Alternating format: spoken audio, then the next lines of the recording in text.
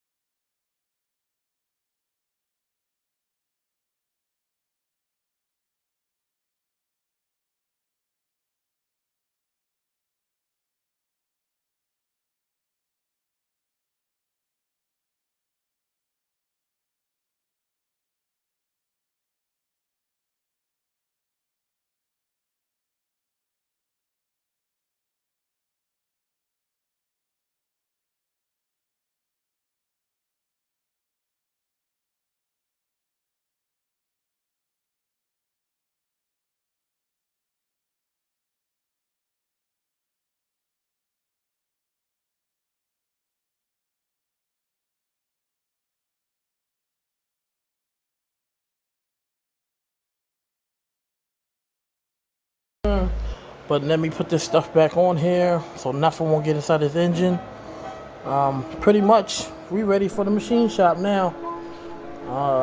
Just comes down to sending it to them and go from there.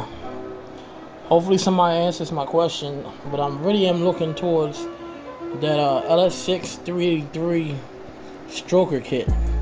for the bottom end. I don't know if that's going to be good for me to get now or just run with stock, because my engine builder is talking about I can't use these pistons.